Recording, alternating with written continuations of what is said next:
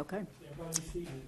Yeah, I'm ready. Thank you. So I want to say good evening and welcome everybody, and thank you all for being here. So we have two of our members that are not here this evening, but we're going to move forward. So the first thing that I'd like to do, we do have welcome and introductions on our agenda, but especially for Miss Audrey, who was not able to, we couldn't really hear her last week. So if we will start with Councilmember Tom Sherlin, and we'll just go around the room and everybody introduce themselves and what you do or whatever you'd like to share. Tom Sherlin, Place 3, retired. Not yet. Don't forget to turn your mic on. Yeah. Oh, that's right. And James is not even here to watch this. I'm Gary Pittner. I'm retired, but I served 40 years at the Panhandle Regional Planning Commission and worked with the cities and counties of the Texas Panhandle during that period of time. My name is Dean Crump, and I'm a real estate developer here in Amarillo. Lived here all my life except for 3 years. I'm Kim Benson, and I am also retired of 31 years of teaching at Tascosa High School, and so I was born and raised here. Sandra Bazard McCart. First, let me clarify, I have never been the mayor. I don't want to be the mayor.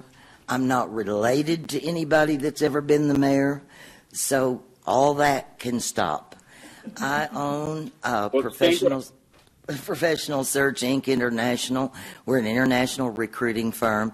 I retired 2 years ago, turned it over to our president, and I'm the consulting CEO at this point.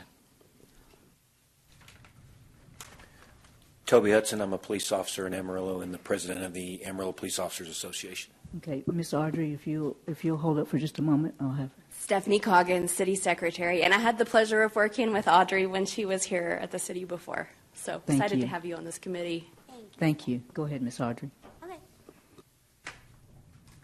So I'm not a chickmuck, but my name's Audrey Castillo. I grew up in Hereford, born and raised. I worked for the city straight out of high school when I was 18 years old, and I stayed there for 13 years. I did everything from a lifeguard to the first health inspector there in the city of Hereford. And then I moved to Amarillo, and I worked here for a very short tenure, and I did work with Stephanie. It was great. And God had other plans, and so now I'm a mortgage loan originator, and I still get to serve the public and help them, which I really love doing that. And being here is like really such an honor, and I'm so excited to be here.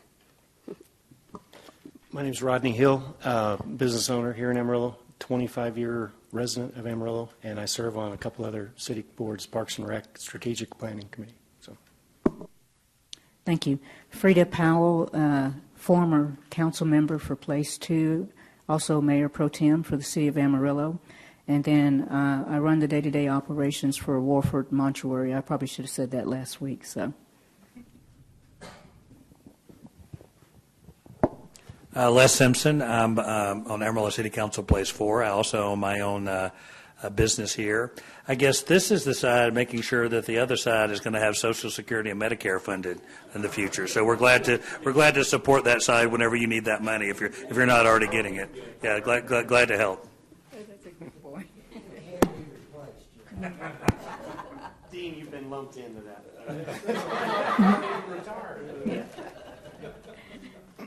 So, Floyd Hartman, interim city manager. Okay, thank you. All right. And then you ladies that are on the side, would you care to introduce yourselves or? No? Okay. I'm used to that, so. All right, so we'll move ahead. Has everyone had an opportunity to review the agenda? And did you have any questions regarding the agenda? If not, I will accept a motion to adopt the agenda as presented. And do I have a second? Thank you. Madam Chairwoman? Yes. I'm sorry, this is Dennis Hawkins. I just wanted to mention it's on item 5 under C, election methods. The there is a sixth method that we will cover. It's in our slides tonight, and that is the method would be to elect a mayor on a citywide at-large basis, and then council members by specific districts with voters in that district voting for each person. And we'll go into that in more detail, but apologize, that was inadvertently left off the agenda, but that is something that we'll be covering when we get into the slide deck. Okay. Thank you, Dennis. I appreciate that. So I'll accept a motion to adopt the agenda with those corrections, if we could do that again. I'll make that motion. Adopt it with the corrections. Okay, thank you. Do I have a second? All those in favor? Aye. Any opposed? Abstain? Okay. And let me apologize. Dennis, you and Mick did not have an opportunity to introduce yourselves. If you all would like to do that right now, that would be great. Certainly. I'm Dennis Hawkins, project lead from Baker Tilly. Tonight I'm in San Jose, California. We are working with the city to be respectful of the citizens' tax dollars, but we are working on an arrangement to have me present at each of your next 3 meetings. So apologize we're doing it remotely tonight, but hopefully I will be there for all future meetings. And my name's Mick McCamey. I'm the former city attorney, and I will be attending the meetings either in person or by remotely as we go through. I would like to mention, though, that I voted for Ms. McCart for mayor 3 times. I actually know Deborah very well, and have represented her in lawsuits before I became city attorney. I thought that would just be something everybody needed to know. I mentioned that last time. Thank you, Mick. Okay, at this time, Sure. Ms. Stephanie, do we have anyone here that would like to speak? This is the public comment section. We have one citizen, Noah. Would you like to? I have one brief. Thank you.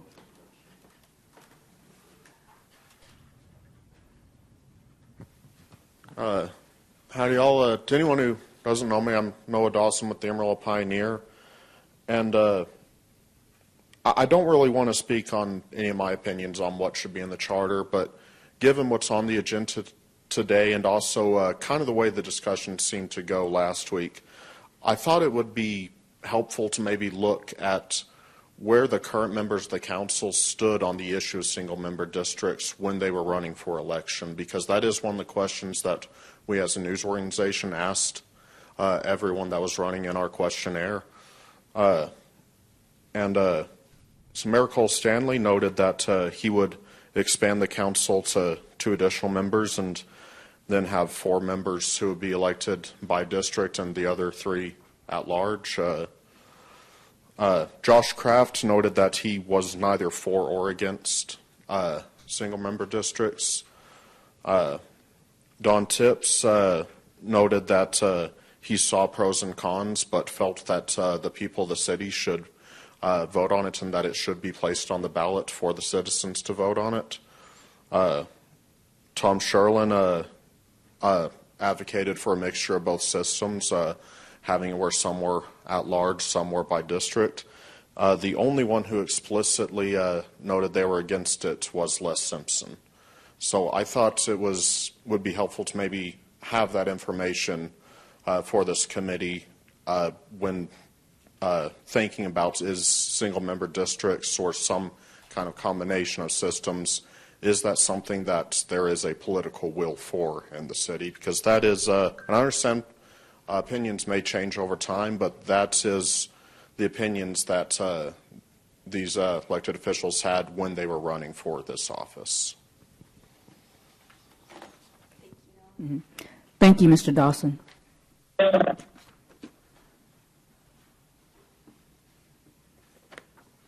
Okay, so I'm going to, the next item on the agenda is the overview of the Voting Rights Act, and so I'm going to turn it over to Dennis and Mick.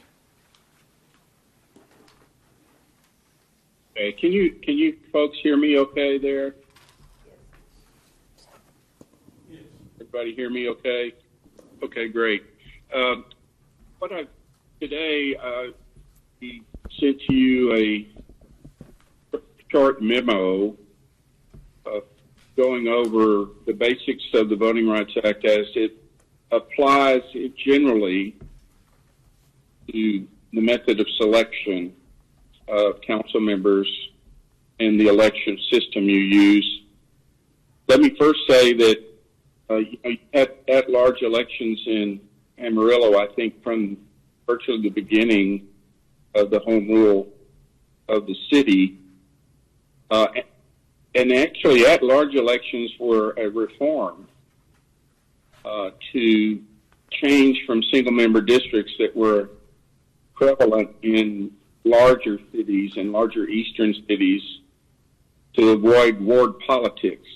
But over the years, as the Voting Rights Act became effective, especially in 1965, there have been some efforts to go back to single-member districts in cities of virtually all sizes so that there's more opportunity for diversity of representation on city councils. Now, I think in the memo I gave you, I mentioned Section 5 of the Voting Rights Act because it was there was a lot of publicity about how there was a ruling by the U.S. Supreme Court to basically eliminate the pre-clearance requirements of Section 5 of the Voting Rights Act. Before that occurred, any change you made to your voting system, either with the number of representatives or the method of selection, had to be first submitted to the U.S. Department of Justice for review before it could be implemented. That's no longer the case, but I wanted to mention that because a lot of people heard that the Voting Rights Act was basically held not to be valid, and that's simply not so. It's still in effect, and it's in effect all over the nation. But now, in order for there to be any type of a dispute over whether an election system is discriminatory in some way, there must be some sort of complaint brought through the federal system. And that would be a challenge under Section 2 of the Act. So I wanted to mention that. That's the type of thing. If you read some articles or see some information on the Voting Rights Act, ones we would primarily be concerned about in Amarillo would be those involving Section 2 of the Act. And in general, I think since we're already at an at-large election system, if we merely went about adding members to the city council, such as 7 members or some other number, more than we have now, I don't think it would necessarily implicate any Voting Rights Act problems or any Voting Rights Act scrutiny. However, if we went to a single-member district system or a ward system where members are elected from a particular geographic district and must be resident of that district to be elected, we've talked about that before, or a hybrid system where some members of the council are elected from single-member districts and others at large. And I think those are some of the things you're going to hear about later tonight. In that case, there could be some interest in some persons claiming that there is some sort of discriminatory effort to reduce minority group voting. And there could be some scrutiny placed on the system that's put in that may be implemented on that basis, that the voting power of minority group members is somehow diluted by the nature of the system that's put in place by putting drawing the lines for the districts in such a way to make it difficult or more difficult for a minority group representative to be a candidate and for minority group voters to have effective vote. There have been efforts in the past to change Amarillo and change a lot of other cities in Texas, not just Amarillo, from an at-large system to a single-member district system in a way that would allow for more minority representation on the city council. And in fact, a few years ago, it's been over 10 years ago now, I do believe, there was that was examined in Amarillo, and when that work was looked at, I don't think it was a formal examination, but there was an informal review of the demographics of Amarillo, and it was not found to be feasible to create a single-member district that could increase the likelihood of a minority group candidate from achieving a seat on the city council as a result of drawing of those districts. Because we have a very limited number of council members, we still only have 5. Well, there was also a view that if you added a number of districts, large numbers, perhaps 11 or 13, the way the demographics were at that time, you may be able to create a single-member district that could have a good chance or increase the chances of minority group participation in city council. But again, all that was a time, quite some time ago, and I don't believe any other analysis have been done on the demographics of Amarillo in that regard.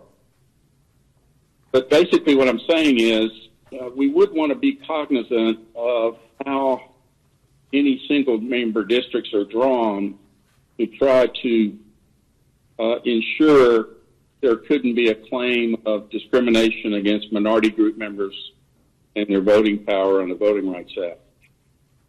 The other portion of the Voting Rights Act that is viable, and it is something we have to look at if we do create any single-member districts in any system, is the one-man, one-vote rule. And I think that was mentioned at the last meeting, but there is a guideline, and that is that the overall voting age population in one district can't be more than 10% less than the voting age population in another district. So that ensures everyone's vote is fairly equal in the districts in which the people reside and get to vote in. So that is important, and that can be accomplished in most situations with the type of single-member districts we're talking about in Amarillo by using the demographic data from the U.S. Census Bureau, most recent U.S. Census data, and there is software available to help draw those lines and make sure that we're okay there. So we typically don't have that problem. We just want to make sure we don't do something that looks like an intentional or the effect of what we do somehow dilutes minority voting strength. Now, at the last meeting, I think there was a discussion about cumulative voting, and in those plans, quite a few Texas school districts have those plans, and a few Texas cities where every voter can vote a number of votes equal to the number of vacancies on the city council at that particular election, and they can cast all or none of those votes for a single candidate. They can spread the votes among candidates, and then the total vote can achieve a seat on the city council using the cumulative voting plan. That type of plan has not proven to be really effective at increasing minority group candidacy and minority group participation. So from a Voting Rights Act perspective, it really hasn't accomplished the mission. So some Texas jurisdictions have actually changed from cumulative voting to a single-member district plan. starting out with an at-large, changing to a cumulative voting plan, and then going to a single-member district plan, just to try to do two things. One, to avoid some of the issues that have been raised with cumulative voting from a public education standpoint and voter participation standpoint. And also, it doesn't really accomplish the objectives of the Voting Rights Act to increase minority participation. So I've talked too much about this. It's supposed to be a basic overview. I will tell you that I think you have the professional consultants you've charged to help you with the charter to help identify if there are any problems coming forward, if you want to look at different types of voting systems. And then if necessary, we could drill down on the particular plan you're looking at to give you some advice on how to draw it to make it least likely to draw any type of voting rights complaint. So if you have any questions, be happy to try to answer them now, or if you have questions in the future, just send them to us and we'll get them to you. So, Mick, let's reiterate. If we go to 7 on the council, that does not trigger any mandatory single-member district. Is that correct? Well, I can't say it wouldn't happen. I don't think that step alone would trigger it. More than you have a potential for complaints today. Right. Someone could come forward today and say, you guys are at large, you haven't producing enough minority group participation in the voting system and not enough minority group representation on your city council. So they could make that claim today, and I don't think adding seats to the council would change your risk in that regard. The reason I'm asking is that was put out there several years ago by one of our previous mayors saying, oh no, we don't want to increase the council because that'll trigger having to go to single member districts. That is not true. And I think one of our current council members was informed that if we went from 5 to 7, that we'd have to go to single member districts, and that is not correct. Is that right? Well, in my opinion, it's not. Now, you may find some other opinions out there. Don't lawyer it. Give me a yes or no. I don't want to know what you're going to argue to the Supreme Court. Just give me a yes or no for right now. Do we ask permission or do we beg forgiveness? I mean, if we go to 7, we're not going to catch an immediate lawsuit if we don't do single-member districts. I don't think your chances are any greater than they are already. Right now, okay. I have a question, and we just got this today, so sorry if I'm a bit confused. But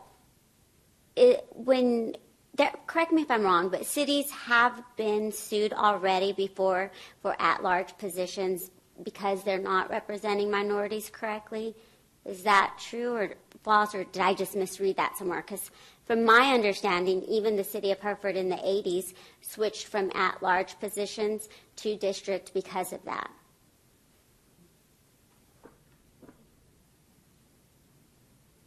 I think there was an effort to approach the city, and I'm not sure exactly when that was. I thought it was in the 90s, to require single-member districts. But again, at that point, it wasn't deemed to be feasible to draw a district that would be what we call in the voting rights practice a safe district for a minority group member. It has to do with the total voting age population, how well that particular minority interests in that particular district are compatible with each other and kind of vote together.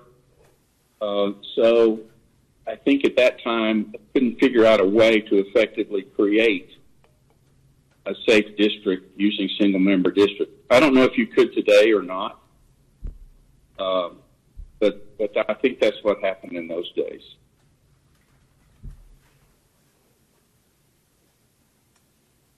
So, okay. So right now, though, Amarillo maybe I'm wrong in understanding this, kind of flown under the radar by not getting hit with a lawsuit yet.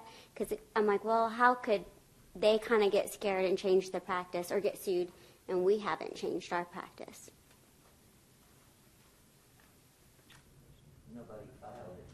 Suppose. There was a period of time where representatives of LULAC basically went on around the state for several years, threatening lawsuits to cities and school districts that were at-large elections. And many of the school districts, especially in some cities, voluntarily changed to single-member districts with or without a lawsuit. But then that's when the cumulative voting changes also occurred, and many of the school districts that changed to cumulative voting did so at that time as a result of those efforts by the LULAC legal and MALDEF legal defense fund. I'm not aware of those efforts occurring today or having occurred in any any large scale since that time. Mick, would we be better off to consider a hybrid?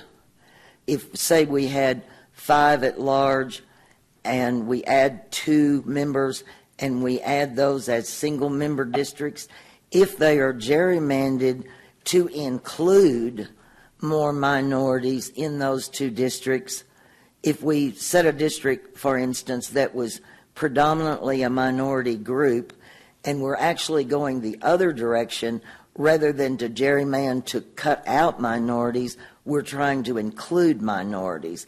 Or we would be better off to do that?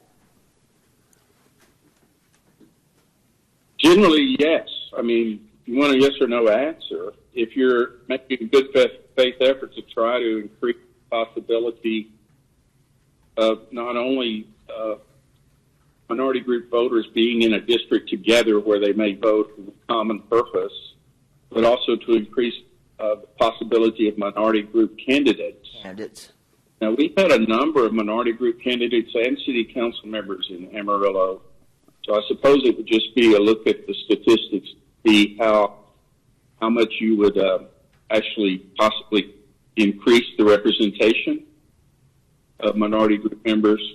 But I think any good faith effort like that would be beneficial, yes.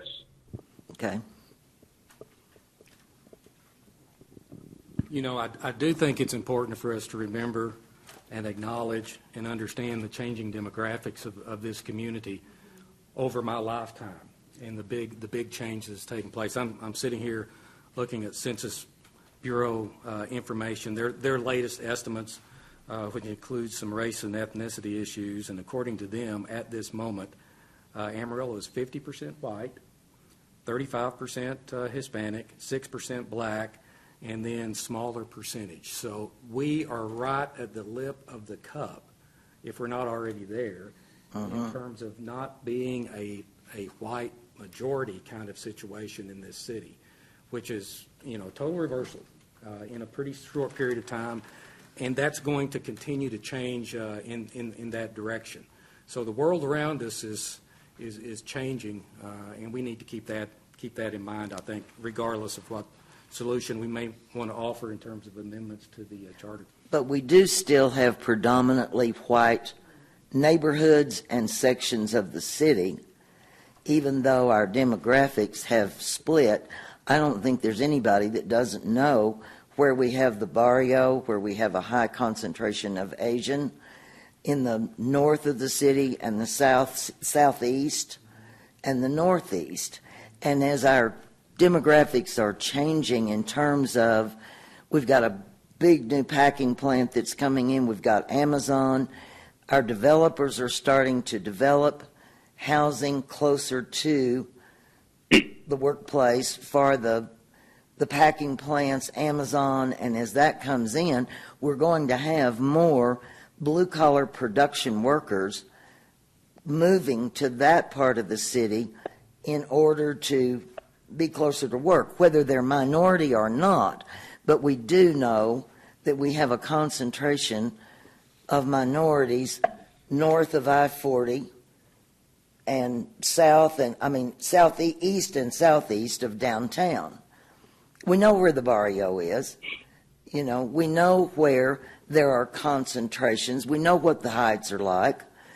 North Heights has been out there screaming for help and representation since I was in high school in 1959, and I think it may be about time that we might open that door. I did this is very rough, and it is not scientific analysis, it's generalized. I took the zip codes in the northwest, north central, east, southeast, and the downtown area, and did a population by zip code. There are 3 zip codes, 79124, 07, and 08. There are 58,000 estimated total population in those 3 zip codes. Now, Mick, I understand that's not voting age population, so that's something the real analysts would have to look at.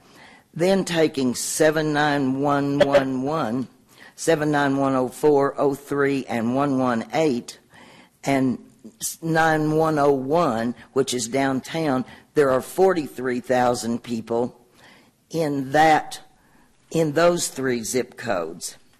So we've got 6 zip codes that we could split in half, come up with 2 single-member districts that are almost equal in population. Our population north of I-40 and east of I-27 downtown is a total of 111,000 people. Amarillo is estimated to have 230,000 total population, so almost half of our population reside in those zip codes. As a comparison, 79106, which is the Avondale, the hospital district, there are 27,000, almost 28,000 in that zip code, and 79102, which happens to be mine, right around Tascosa High and Bivens, there's 9,000 people.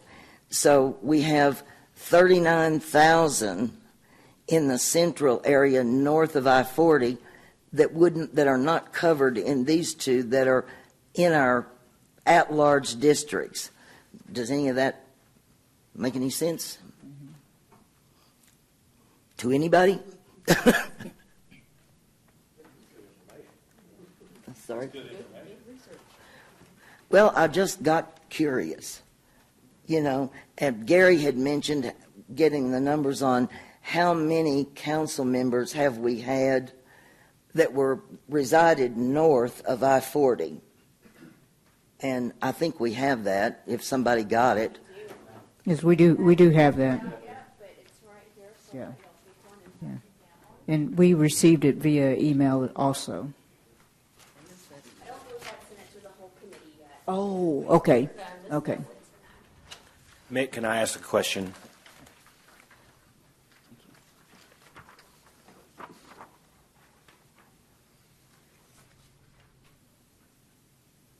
Hello? There he is. Mick, can I ask a question, maybe a 2-part question? Yeah. Okay, so it's my understanding that any change that we make, whether it's districts, representation, or number of council members, all have to go through a charter amendment. Is that correct? Right. That's right. Yeah. Okay, so there's nothing preventing us from recommending separate propositions. I know we've talked about voter fatigue and putting too many propositions on the ballot, but there's nothing that says we can't have a solo proposition to add council members, whatever number that is. We could also have a separate proposition that could pass or not pass in conjunction with that to say these are going to be single-member districts, hybrid districts, or at-large. We can separate those issues and let the voters decide. Is that correct? I believe you could, yes. We are simply the suggesters. I mean, the council has to actually put them on the ballot, but they have to agree, and then they have to rewrite however they want. We're just sort of hey, guys, we think you ought to do so-and-so, but they can do whatever they want to do, and then the voters can do whatever they want to do. Yeah, I'm sure we're probably stepping all over the Baker Tilly presentation, but maybe putting the cart before the horse a little bit, and let's listen to all the information and then see, is this a priority or is this a priority? Do they need to be together? Do they need to be separate? And then decide how many propositions we want to recommend to the council. Well, we've got a certain number of them. All of the ones that are on there because we've got to change the charter to comply with state law, those are a no-brainer. They're going to have to go on there, or we're just out of compliance with state law. But they can go at the bottom of the list, I would think. And it certainly can be explained that you're going to see a lot of issues on the ballot that you wonder why they're on there, because they have to do with annexation and things that most people don't care about, and it's in order to be in compliance with state law. So if you vote against them, it doesn't matter, they're still going to be in effect. So there's really no vote there. But what if we decide, do we want 7 members on the council, or do we want to leave it at 5? Let's start there. Do we want to increase the number of council members to 7? Did anybody else have any? I thought, were you going to speak a while ago, Gary? Speak a while ago about that? I don't know what order our facilitator wants to take these things in. I know on our agenda there's a particular order of some of those individual elements, and I'll rely upon his wisdom as to which one we need to discuss next. I really think in terms of a data gathering stage, we probably, a good next step would be to discuss what's just been passed out to us and how that might enter into to our discussion. And Madam Chair, if you don't mind, I've got some comments. Okay. Yes. About this to offer. I mean, as anyone that looks at this at any period, for any period of time, you clearly see that the elected officials for this municipality over the last 20 years have predominantly, in an overwhelming way, come from a particular geographic area of the city. Only 2, as I'm looking at it, from east of 27 US 87 and only 2 from east of 87 to 27. One kind of in the north and one in the southern part. And and I don't think it's so much about, in my mind, about being what is right or what is wrong or what is good or what is bad at this stage. I think we need to focus on what is going to be best in terms of moving forward. I've always been convinced, as a public administrator, that the best form of government is the form of government that is closest to the people. The most responsive government we have is the government that's closest to the people. And that's the city of Amarillo, in our case here. And it's the most accessible to our citizens, and it impacts their lives, I think, most closely on a daily basis. Our electeds are more likely, one of the reasons it's close to us is our electeds are more likely to see us in at United or at the kids' ball game for Kids Inc., or at a school event, or whatever the case may be. And as we participants are waiting in the lobby. To admit all participants in the lobby, press. As we see on this map, good or bad, our current system has clearly resulted in that theory of closeness not really playing out the way you would, I think, prefer it to be. Whether it's just a perceived situation or really is the case, I understand. I understand why a large portion of our community would feel a bit of distance between themselves and their municipality. I just think I think there's a better way to do this. In order to get, and I'm not really focused, and I know Voting Rights Act and their issues and potential lawsuits, but it's as much of an access deal for all of our citizens on an equitable basis as it is colors of faces that are out there. It's an access thing, and I think we can make it better. And again, just as a bit of history. We went from a mayor and 2 council members in 1955 to the current situation, a mayor and 4 council members in 1955. You need to know where we were as a city in 1955. We were on the biggest growth spurt that this city has ever seen between 1950 and 1960. We went from 75,000 people to 140,000 people during that decade. We grew more in that decade of the 50s than we have grown from 1960 to today. We added more people in Amarillo, Texas in that single decade than we've added since. So it was a high growth period. And there was a charter amendment back then that went from a mayor and 2 to our current system. And if you want to just roughly look at the kind of the pre-1955 mayor and 2, say in 1955 we had 100,000 people, and that would have been pretty close to where we were in 1955. Under the old 3-person thing, that would be 1 elected per 33,000 people. And when they moved to 5, that's 1 elected per 20,000 people. Now, and these are rough numbers, now with the 5 in our 200,000 population, we're 1 elected for 40,000 people. With 7, we'd be 1 elected per 30,000 people, which kind of takes us back to that adjusted 1955 number when we moved to 5. So, I think those are important things to keep in mind. I really like Mick, and I'd like for you to speak to this. I see on our comparison sheet a good number of communities have gone to residency requirements in lieu of specific districts, such that you would have, pick a number, 2, 3, 4 places geographically defined that would meet the 1 man, 1 vote situation.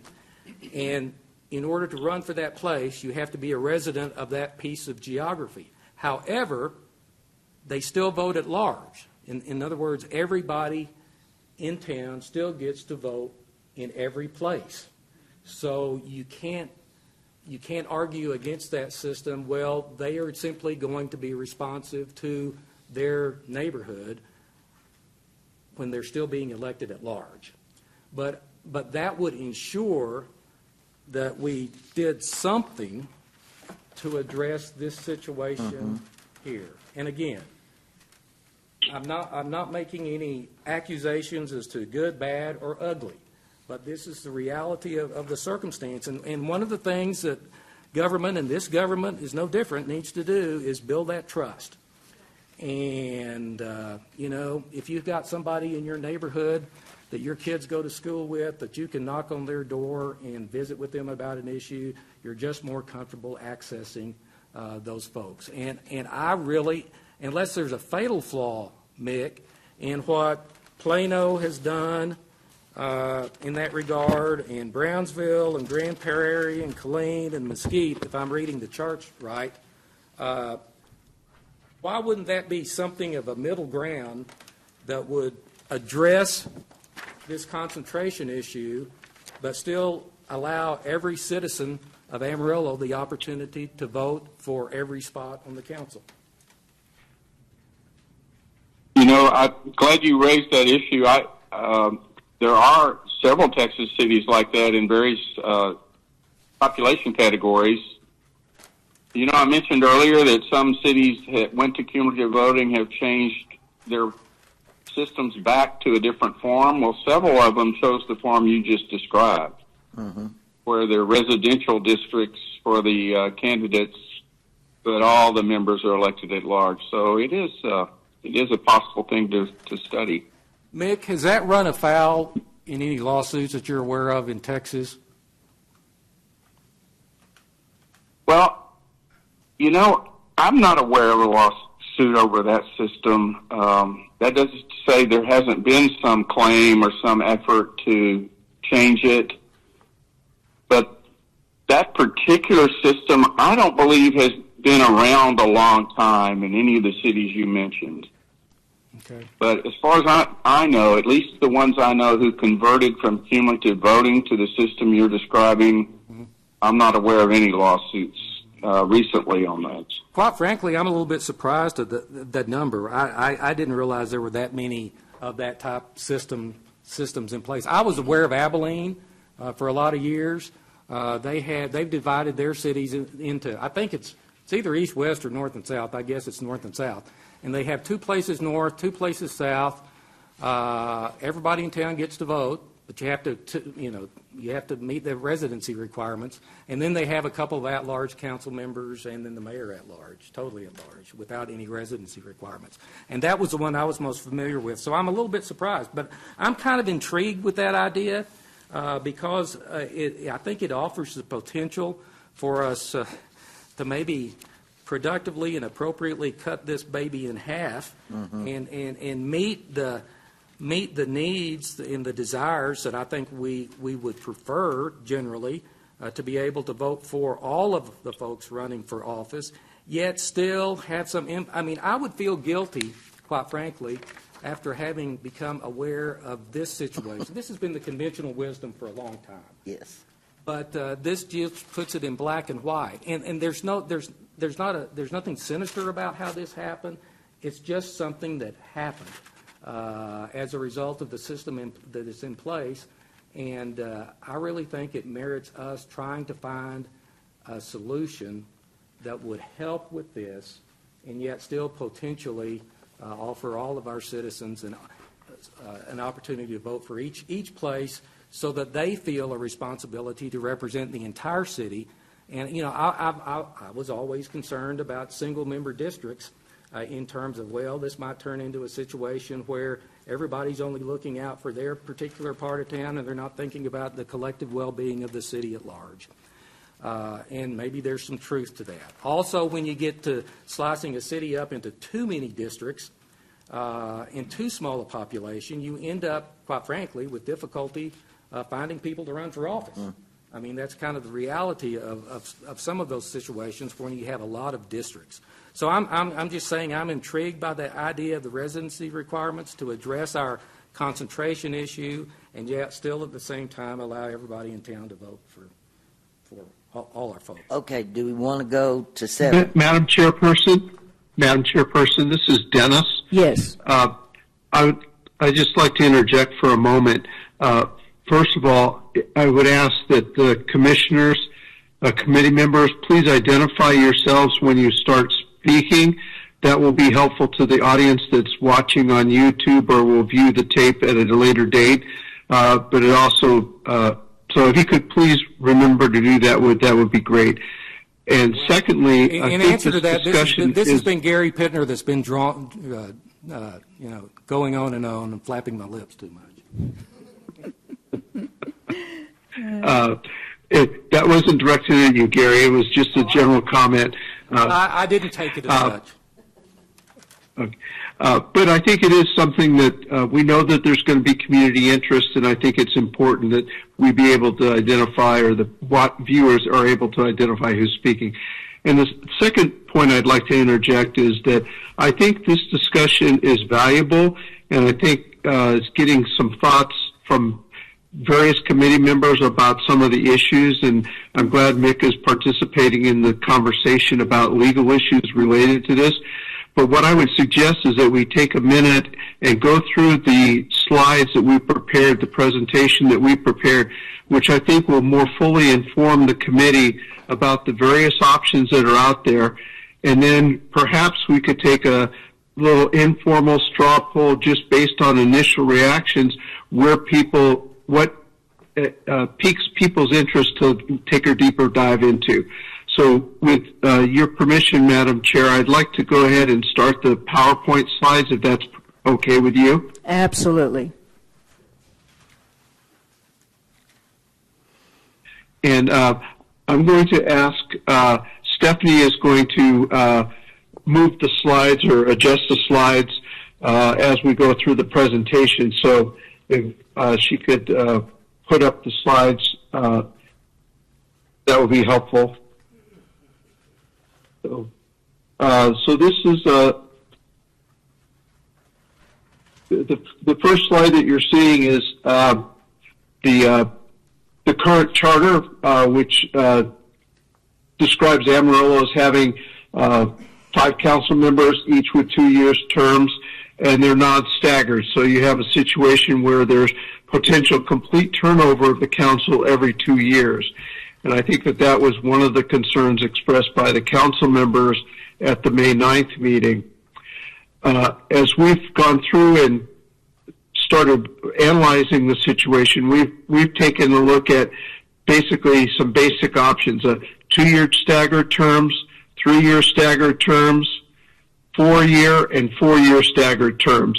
And so that's what we'll be spending the most of our time tonight talking about. And I would just like to add, if any of the committee members have any questions as we're going through the slides, please interject, and I'm happy to take questions as we go through the slides. Okay, so Stephanie, can you go to the next slide, please?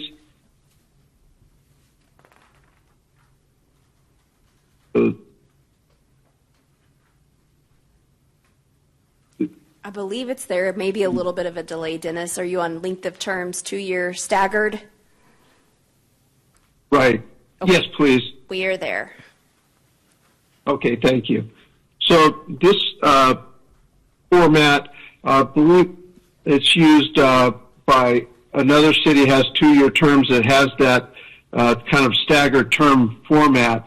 But this would allay the concerns that that the council could turn over 100% every other year. And so the disadvantage would be that you're going to be running in odd years and even years, whereas a presidential or gubernatorial election, there could be some competition for the voters' attention. And also there could be some increased cost. Although I think that might be mitigated somewhat, because if you're running half the council in one election and half the council in the other election, I think it would average out to be roughly equivalent to what you're spending now. But at this point, as said I'm sorry? This is Audrey. I'm sorry, Stephanie. I was going to ask you. I'm seeing on that page he's discussing the cost of elections. Real quick, like a rough estimate, what is the cost of an election? Typically, for a general election, it's around $80,000 to $90,000. Okay, thank you. You're welcome. And I should add a caveat on that. If we have to have a runoff, there's additional cost. And so that may be an additional $50,000 to $60,000.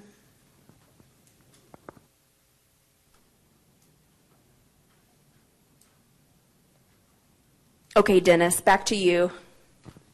Okay. So, all right. So let's go on to the next slide, which is length of terms 2-year staggered, which is slide 7.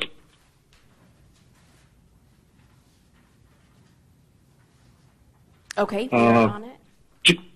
Yeah. So here's a couple of examples. In Kylene, they have 4 council members representing single-member districts, and those are in odd number years.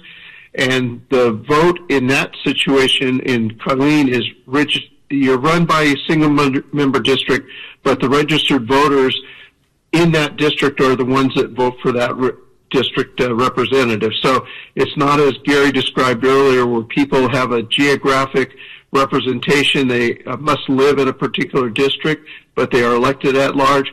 In Kylene, it's the members of that community, that district, are the ones that vote for that that representative. They also balance that by having a mayor and 3 council members who are elected at large, and those seats are elected in even number of years. So you're still doing every other year you have an election, but it breaks it up between district elections and at-large elections. Waco's a little bit different. In that situation, Waco has a term limit of, or a limit of the mayor being elected for a 2-year term, and council members from single-member districts are also elected in even-numbered years with the mayor, and 3 council members from single-member districts are elected in odd-number years. So it's, again, it's kind of that hybrid model that we were talking about. Any questions on those?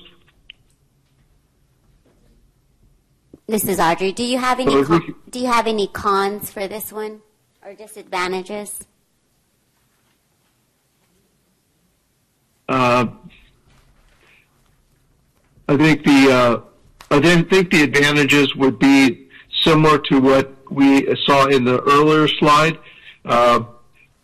But in this one, you have a little bit of a balance because you have a combination of district representatives and at-large representatives. There's some fine-tuning that could go on about whether the districts are elected by the whole city or just by the members of that district. Sorry, was there a question? Do you mind talking a little bit about that? Because we did talk about, well, Gary did mention like the same people voting within that district or at large. Could you tell us a little bit more about those disadvantages and advantages, what you just said?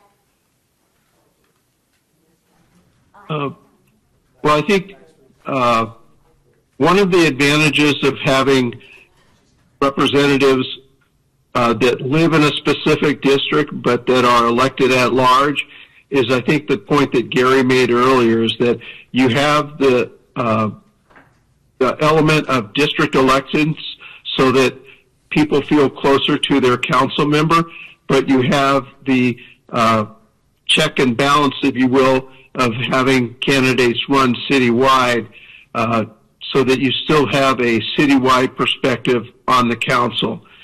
I think the concern always about district representation in single-member districts is that people can get too parochial and prioritize what are the interests of their district over what may be best for the entire city. And I think that is something that going into it, you would know that, but I think it's also a check on that is that some council members running in a district may want to run on a citywide basis in the future, so they would continue to have the city's best interests at heart.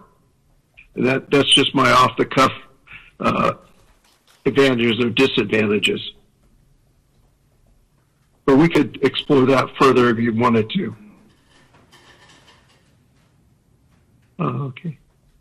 Can we move on to the 3-year staggered terms? Stephanie, that would be slide 8.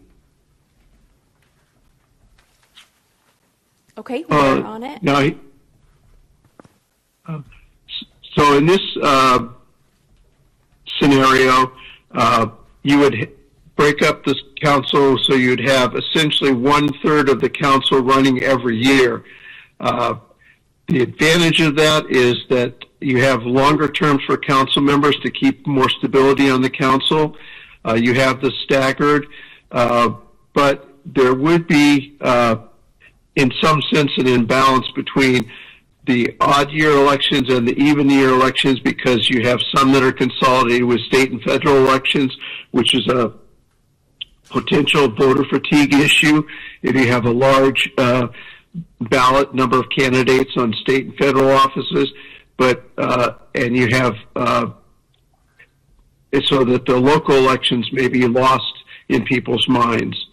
The disadvantage is that most people are not used to voting for council members every year, and so you would actually have a situation where you could have actually more cost of elections because you're having an election every year rather than every other year. So that's a cost consideration that needs to be considered.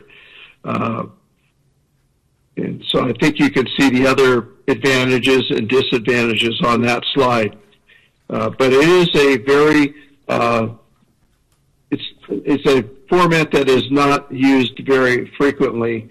In fact, in this analysis, there's only 2 cities that have 3-year terms.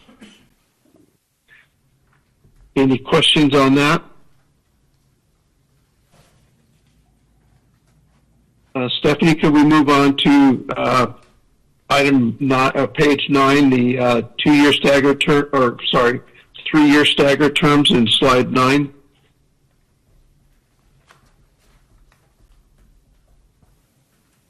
Okay.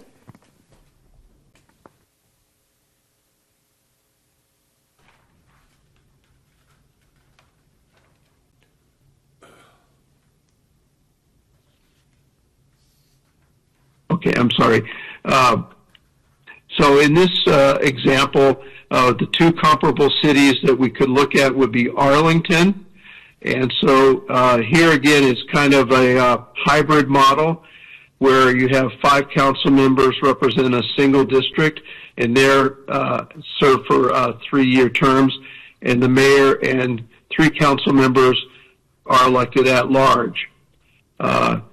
Similar type of situation in Grand Prairie. However, it appears that the representatives, the district representatives, are similar. I'm sorry, in Grand Prairie, the 6 district representatives are voted upon only by the registered voters in that district, and the mayor and 2 council members are elected at the city at large. So here, and I think you see it in the chart, that in Grand Prairie, you're going to have an election every year. So they had an election recently. They'll have an election for the mayor and 2 council seats next year. And in 2026, they'll have election for 3 council members. So every year you're voting for 3 council members or the mayor. So that is that structure. Any questions on a 3-year staggered model? Hey, Dennis, this is Les Simpson. Just going back, I mean, and I guess maybe this would be considered an advantage, but I did not see it up there. But I guess with a 3-year staggered term, it takes 2 elections to change a majority. I guess with either either 2 or 4-year terms, you're going to have an election. I guess it would theoretically depend on the number, but with 2 or 4-year terms, there are going to be elections probably every 4 years where one election does change out a majority. I think that the 3-year, potentially you might have more stability because at most you're having 1/3 of the council up for election each year. So the likelihood of having significant changes in direction could be less. Although I've seen situations where a couple of members coming onto the council can create a very changed environment for the council. As compared to if you had a 2-year staggered or the 4-year staggered, you'd at most be putting half the council seats up on any one election. So potentially you would have less turnover, less changing, rapid change. But again, that all depends on the issues and circumstances in that election. But stability and continuity on the council is something that I think that needs to be considered. There's always the law of unintended consequences. So I think we want to analyze what option to pursue in light of those considerations. Did that answer your question, Council Member? Yes, thank you. Les, if I'm thinking about this is Gary Pittner. Help me think about this. If you had 4-year terms, you'd have the opportunity, I guess, and if you elected a group of 3 and a group of 4, when you were doing that 4 group, you would have the opportunity to turn over a majority. But that would only happen every 8 years, because that second group of 3 that would be because you're staggering the terms, right? Are you using math on me? Yes. Okay, all right, just checking. I'm trying to use math. Well, what I do know is 7 members at once a year, that's 3, 2, and 2. But I guess if you have, if you had a once-a-year election with 3-year terms, again, you've got the pros and cons of the voter fatigue. Yeah, But I'm just saying, if you've got 7 members that are serving 4-year terms, you're going to have 4 of them up 1 year. 2 years later, you're going to have 3 of them up. 2 years later or 4 years later? It would be if they're staggered, so it'd be 4 and 3. Yep. So one year you would have 4. All 4 of those would serve a 4-year term. The next time you're going to have 3. So every 4 years you could change out a majority. Right. So right now in each election you could change out a majority. So it's not quite as frequent if you go to the 4-year terms, but the disadvantages. I do think one of the things is that being able to change an election in 1 year, it is the way that it is. But it has its consequences sometimes. But not many people are using this 3-year system, so it may not be enough advantage to look at it otherwise. Would anybody like to see what happens if you get out of the weeds and the one-eyed jack, unless it's a full moon, and you take your big chief tablet and a number 2 pencil and work this problem? If we have a council of 6 and a mayor, our next election is 2025. At that time, we add 2 council members and the mayor, and we have 4 existing council members. The mayor runs for a 2-year term, puts him running again in 2027. The 2 new council members that we've added run in 2025 for a 2-year term. That puts them running in 2027. The 4 that we have now draw straws. One of them runs for a 2-year term, puts him to 2027. There's your 4, Les. These 3 run for a 4-year term, which puts them over here to 2029. Mayor runs for 2, puts him to 2029 with these 3. These 3 now run for a 4-year term. That puts them to 2031. At this point, the mayor runs every 2 years, and everybody else runs every 4 years. And we've got the staggering done by 2029. If we go to a 3-year term, you want to come over here and see if you can do this?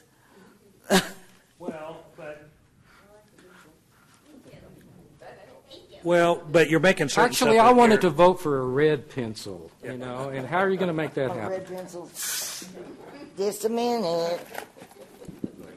Okay, so Councilmember Simpson is going to speak.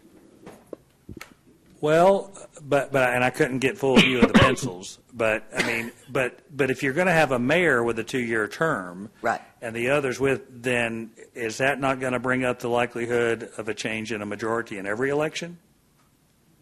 Well, because if you have the 3 and 3, they're running 1 year, so then you're still going to have. And again, I'm not saying it's a pro or con. I think it's something to think about as to whether a change in one election is good for the system. But now, well, we're kind of getting down into the solution rather than maybe looking at what our multiple choice options are. But I understand what you're saying is. But again, I just you have 2-year election cycles. Correct. We run national elections on every 2 years. We run city elections on every 2 years. Why in the world would we want to have a 3-year term with 2-year election cycles? It'll make everybody crazy.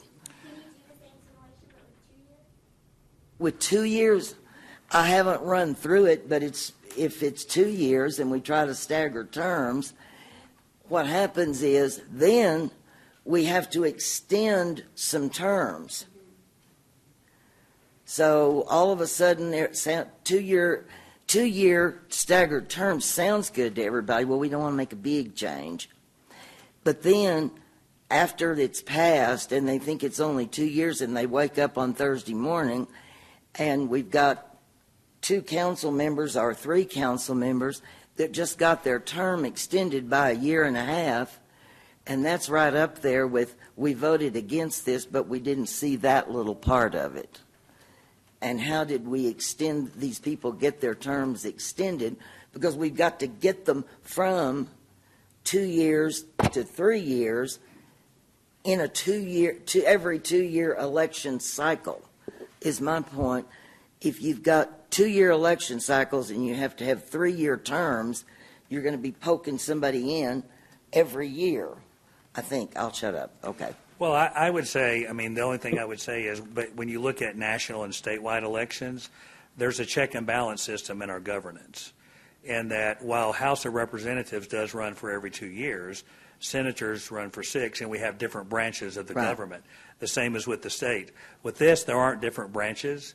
And I think, and again, I don't know one way or the other. I just think there, to me, of what I've seen, there are some concerns when it's that easy to change a majority of the council in one election.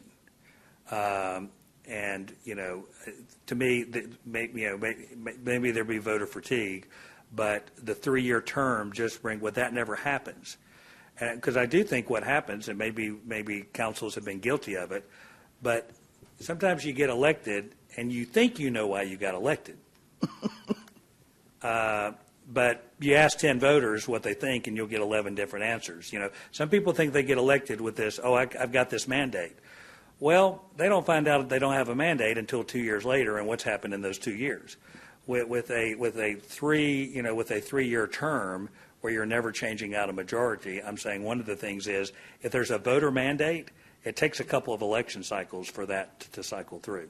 Not saying it's a good or bad or indifferent. I think it's just a way of looking at, I really don't know if the system where you can change out a majority in all 5 in every election is a good system or not. It served us well for many years. It has pros and cons to it. But just looking at, what are some other alternatives and whether there are better alternatives that prevent that. Because you can talk, and there's all types of talk. When that happens, when you can change that many in an election, you have a whole lot of outside factors that come into play, particularly when it comes to funding an election.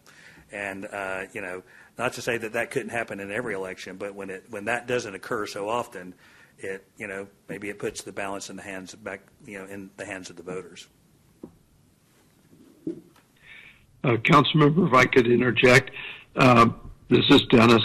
One of the things that I would suggest for the committee is there are various methods in which to transition to councils with different terms than you have now. And so I think my suggestion would be for the committee to continue its discussion and at some point decide if you want to take, for example, a closer look at the 4-year cycle, how you would transition that in given that you have an election in 2025, assuming that the charter change passes in 2024. But I think at that point in time, if you decide to go in a direction of change, we can discuss various transition methods to implement whatever number of council members and whatever length of term that you decide to recommend. So I think that it's a good discussion, but I think we can handle some of those details as the committee forms a stronger opinion about a direction. Does that sound fair?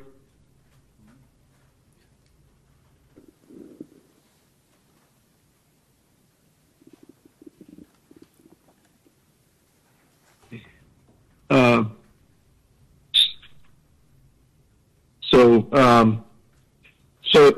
I'm sorry. This is Dennis. I was going to continue with the overhead, if that's okay. We're, I think, now on slide 10.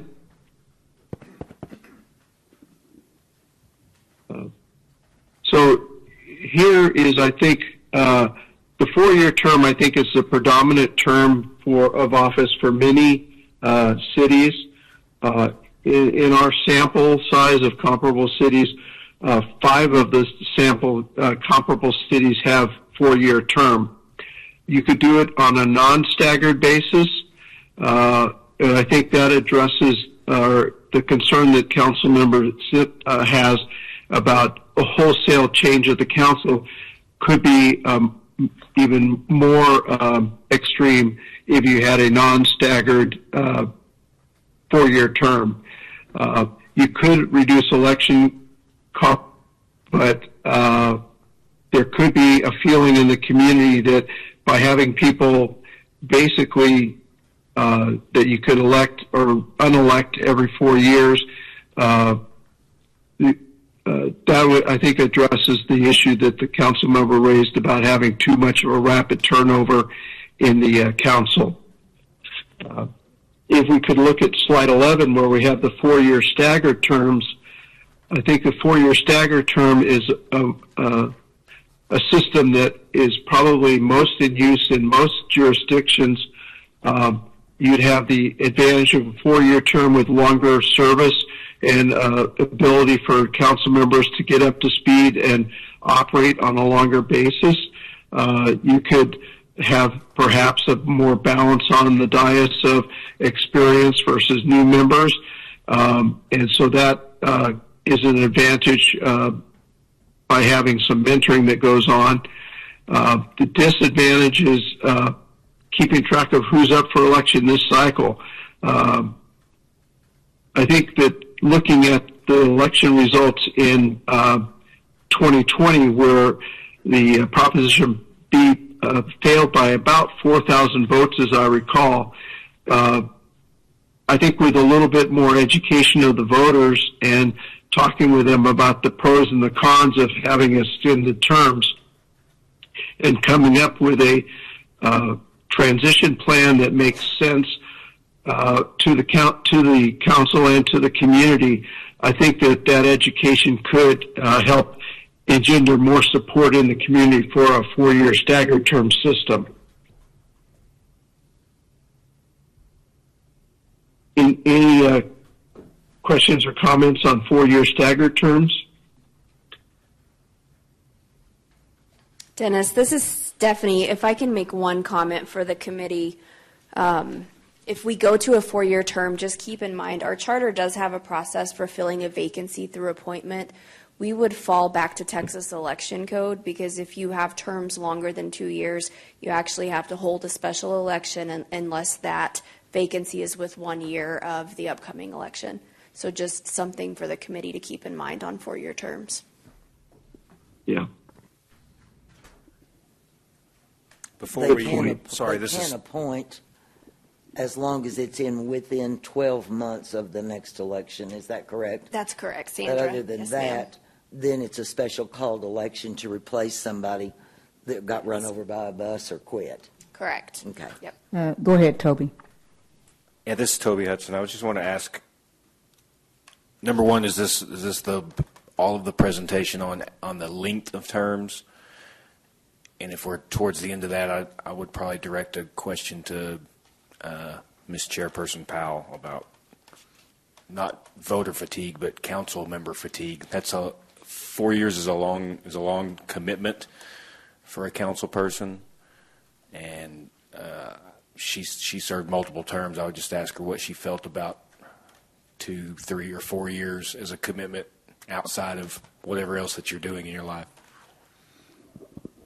Okay, so I served a total of 6 years on the council, which would be 3 2-year terms.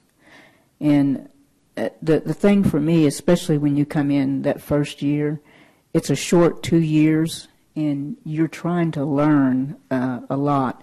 Now, I did prepare myself early on. I'm going to try to give you the Reader's Digest answer really quick, but I attended a lot of council meetings prior to. I served on a lot of city boards prior to, and then I went through Amarillo 101 because my main focus was the budget. because when you're new, you don't realize what all the budget encompasses, but I know you're pretty much aware of that. So if I at least had maybe a 4-year term, that would certainly have helped. But I was very fortunate to be elected, to 3 2-year terms, which gave me the opportunity to continue to educate myself, learn, serve. So, and I think that's the opinion would probably vary depending on which council member you talk to. Yeah. Yeah, I'm just curious. I don't know if there's any research out there or not about how many terms on average a council member in some of these cities serves when they're 2-year terms versus how many terms they serve when they are elected to 4-year terms, because 2 4-year terms is 8 years. That's a long commitment. I'm just curious about the average turnover, and I guess we just have to speak to council members individually or former council members here or these other cities to ask. Well, Toby, you can look at the city officials from years back and see the number of terms that most of them were reelected. That'll give you some idea for mayor and council. And I think one reason I agreed with Mayor Stanley about the mayor running every 2 years, the responsibilities and the commitment for the mayor are much more enhanced than the council. He's expected, or she is expected, to be at every ribbon cutting, every this, every that. And if they have their own business, the demands of that, and I think probably being the guy that's right in front of the cannon, if you will. Everybody says, call the mayor, write the mayor. Right. Ask the mayor. Ask Les Simpson. He'll say, ask the mayor. But I think that's why I'm in favor of the mayor running every 2 years, because that, a 2-year commitment, if he doesn't want to quit in the middle of a 3 or 4-year term, then he can say, I choose not to run again. Usually the council members that run again get reelected about as long as they want to, unless there's some big blow up because of name recognition. But we can alleviate some of that if we set term limits, which a lot of cities do. That no matter whether they run 2-year terms, 3-year terms, 4-year terms, they set a limit of 4-year terms, 2 4-year terms, and then they're out for at least a period of 2 years. If they want to run again, they have to come back around in 2 years, and they can run for council or mayor again, but they sit out for 2 years. So we have some kind of a term limit on it, and you don't have somebody that gets in there and stays for 5 4-year term limits, or 5 4-year terms, I mean. But the term limit is a way to do that. But the commitment is something I think anybody that wants to get elected, if they've shown up and done a halfway good job, the name recognition will get them reelected. So it's up to that person, do they want to? And if they quit, if they quit for a reason of health or family or moving or something like that, like Eads did. He left midterm because he had a career opportunity in Colorado. So, he said adios, and we appointed somebody to sit in for the rest of that term. And nobody wanted to kill him. Well, most people didn't want to kill him. But most people want to kill somebody on the council at some point or another. Don't they, Frida? Absolutely. So I want to circle back really quick, but when we were talking about looking at the addresses for the charter committee members, I'm sorry, but this is for former council members, and we were looking at these addresses. And so when you look at this map, as we could all see right off the bat where the cluster was in one area, and so then you try to look at the individuals. Now, I haven't done any homework. I haven't looked at any data. But for most of the council members, most of them own their own businesses. And so if you're working for a corporation or you work for someone, 9 times out of 10, that employer is not going to give you a lot of time to be off, because if you're a council member or mayor, you pretty much have to be almost working 40 hours a week. And I know I was, and so I'm the exception to this rule, but most of your council members own their own business, they're flexible, but yet at the end of the day, they're still losing money because they are away from their jobs. Then they either have to, bring someone else in, or somebody else has to supervise their staff, or whatever the case may be. And then we're always saying we want to get younger people to run for office. And what we really want is we want people who are qualified and who have the time and who want to serve. But a lot of people don't have the money to serve. And I mean the money for their livelihood and just making a living and paying their bills. So this is another issue that we're always going to have. And if a company is working with you, to allow you to do that, and I'm talking a corporation, it's going to have to benefit the company most of the time. And I just don't really see that happening. So just wanted to make that point. Dennis, this is Dean Crump. I am in favor of term limits for sure, but I wanted to kind of pile on to what Toby was saying about getting people committed to do that, to do what you're talking about, because that's a difficult task. The one thing that I'm concerned about on the 4-year term limits is that, I mean, you're going to lose some very good qualified people because of that commitment. So I just wanted to say that, and that's something I think we need to consider when we're talking about moving from 2 years to 3 or 4, whatever it is we're going to do. So I just wanted to kind of add on to what Toby was saying. Thank you. Madam Chair. Yes, sir. This is Gary Pittner. In terms of the length of term issues, I will point out that all of our school board members serve 4-year terms. Mm-hmm. Local elected officials serving 4-year terms. Emerald College AC Board of Regents serves 6-year mm-hmm. terms. So 4-year terms are common in local government. Mm-hmm. FYI on that. The 4-year term in local government has become more and more complex, as we talked about. I think a better informed council person with the experience, learning opportunities, they make for better representatives of the people after they've been in office for a while. I mean, it's no easy task to understand the difference between how you can spend GO money versus how you can spend, proprietary fund monies, and how this tax stream can only be used for this purpose and not that purpose.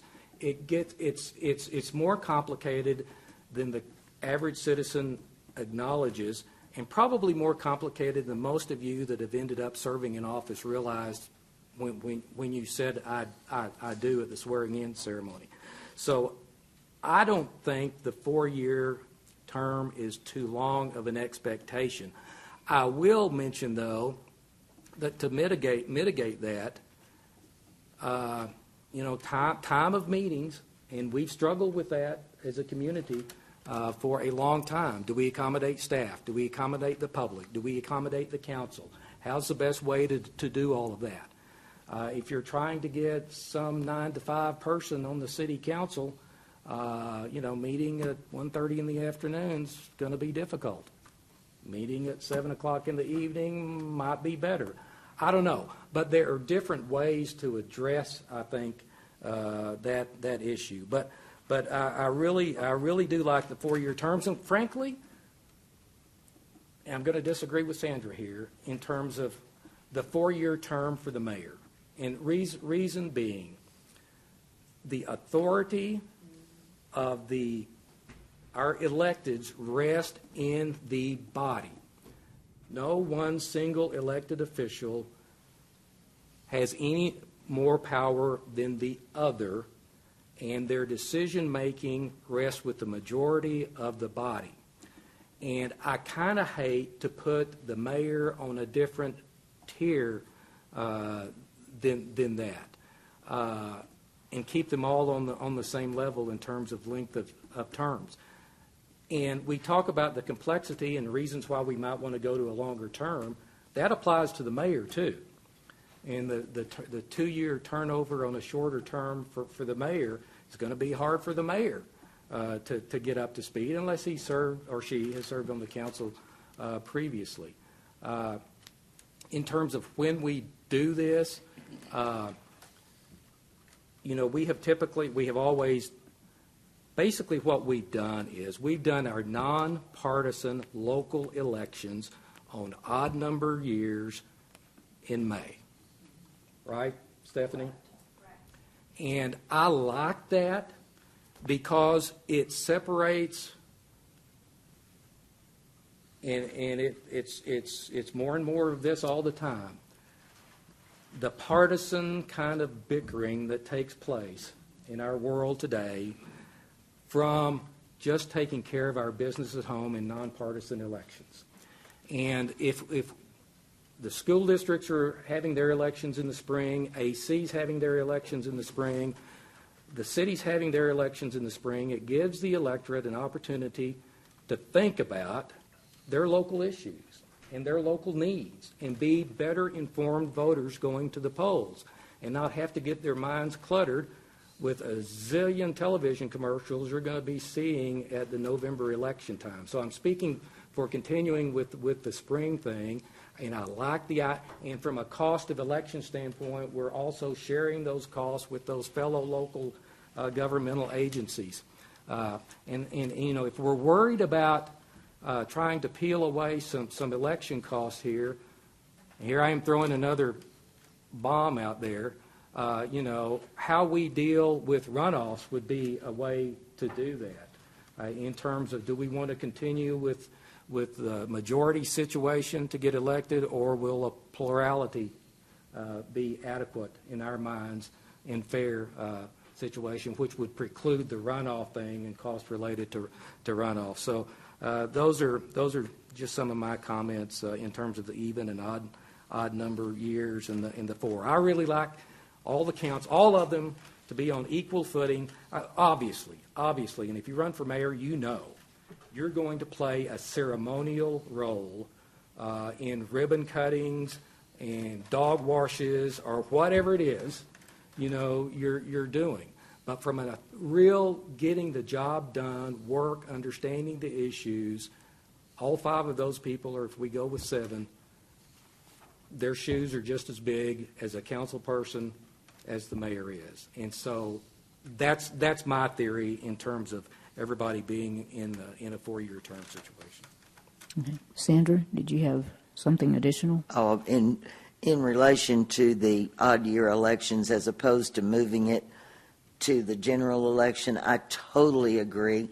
How would you like to be the council member or mayor that got to run in the off year? Your opponent gets to run in, say, 2028 when there's a presidential election and there are 50,000 voters, and then you get to run over here when 3 people are awake and there might be 9,000 voters in a city election. Plus, trying to buy into the advertising gets about twice as expensive during the period of time of a general election for president, or that and midterms, as opposed to what it is in May for city elections. You can run the numbers with the media and find out. They know when the time to sell advertising is, right. And it's not city elections. Right. That, and getting grouped in there in November, our that ballot gets awfully long. talk about voter fatigue. I'm sure statistically, Stephanie probably knows this, in terms of the voters that drop off. You know, at the top of the ballot, the number of people that vote, say in a presidential year, vote for the presidential piece, and if you get down to a local council election that happens to be being held in November as well during a presidential year, a lot of folks just don't bother to get that far down the ballot, and therefore they're not a president. And this is Sandra, and how many times have you worried about who you voted for railroad commissioner? Yeah, or we vote for so many people in Texas per our Constitution in terms Judges. of the judicial system and all of that. There's just a lot on the platter during those periods of time. Okay. So, Dennis, I want to defer back to you so you can continue with the presentation. We're right at 7:30, so I want to try to respect everybody's time here. Thank you, Madam Chair. I just wanted to point out a couple things from the most recent discussion that was just held. Only 3 of the cities in our comparable list have moved their elections to November, and those are El Paso, Laredo, and Mesquite. All the other council elections are held in May from the other comparable cities. And as to the issue of plurality, there's only one city that elects by plurality, and that's Kylene, and every other city uses a majority vote. And so I just want to point that out. That's the data that we have uncovered. I think also I wanted to mention, because it's subject of term limits has come up a couple times, is I think we can get into that a little bit more detail. But I just want to mention that, and this is anecdotal evidence or finding or conclusion on my part, but it appears to me that some of the cities may have amended their charters to have different election methods or terms or district versus at large. And part of that has been to impose or propose term limits. So I think when we get down to the discussion of how to put something together, I think that's something that we would want to take a look at, is the combination of factors: numbers of council members, the length of term, the election schedule, and also whether or not to include term limits. Those are things that I think could be considered in trying to assess what is a viable option to bring forward to the council. And any questions? Stephanie, if we could move to slide 12, please.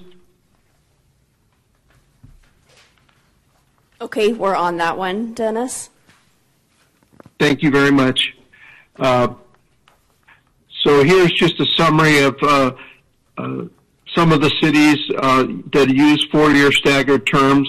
I did want to mention that Lubbock is the only city that has a 2-year term for the mayor. Everybody else has 4-year terms for both mayor and council members. But this shows you the mix of districts voting by only those voters in that district or at large. So there's a number of to take a look at, and we can look at cities and drill down in their success or limitations that they may have faced in going to this kind of a structure. Could we go to slide 13, just briefly? And this addresses the Lubbock example, where you have the mayor on a 2-year term and the council members on a 4-year term, kind of another hybrid. Let's go to slide 14, please. So, as I mentioned, there's some of the cities have enacted term limits. In fact, 7 of the 9 comparable cities do have term limits, and there are certain advantages to it. I believe Ms. McCart raised the issue of the advantages of incumbency. Term limits mitigates that somewhat, and also term limits may provide a balance on the council between new and experienced members. disadvantage of term limits is that there can be more turnover on the council, which could disrupt the continuity on the council. And I think probably one of the most important considerations is that voters tend to elect council members and local officials based on experience and results, not necessarily term limits. And so term limits could prematurely remove experienced or effective officials that the community likes and would prefer to see continue in office. So that's something I think needs to be considered as well. And I'm sure there are other pros and cons as well, but in my research, these were just several of the major advantages and disadvantages. I'm sorry, was there a question? Okay, here's the a summary showing the cities in Texas with the various terms and term limits. Some have what I call a blackout period. So if you have a council member, for example, that has served for 2 consecutive terms and needs to not run for re-election, that there's a blackout period where they can't run again for another election cycle, 2 years or 4 years. And so that may be something that you want to consider, whether or not it's 2 terms and done, or if you have 2 terms and a gap and then the person can run again. So that's something to consider. And there are a number of different formats here in that table, which is why I've included that. Okay. So if we can, I think we've had a lot of discussion about length of terms and term limits and at-large versus district. I'd just like to kind of take the pulse of the committee and see what people's initial reactions are as far as ideas that you don't want to look at or ideas that you think are worth greater information and more information so that you can begin formulating some options.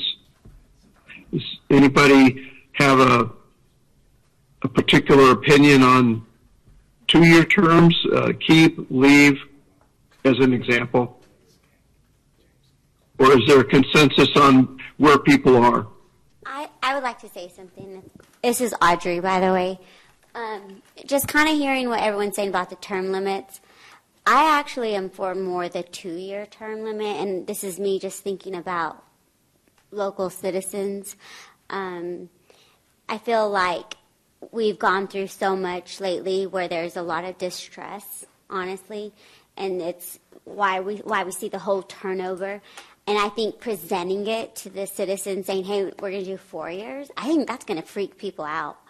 I honestly feel I like the 2-year with the staggered, with a hybrid, with the district, with a couple of at-large and a mayor, just to kind of create the stability. And looking at the disadvantages and advantages on a 2-year versus a 4-year, in my opinion, the 2-year, the cost of the election, that's why I asked Stephanie about the costs. But when you think about the cost of employee turnover, and you think about the cost of finding big spots here in Amarillo, like the city manager, the police chief, the fire chief, you know, it's kind of crazy when you have instability among the council members that it trickles on into the employees. And so the cost that we're facing with the instability is actually greater, in my opinion, if we don't change those. That's my opinion.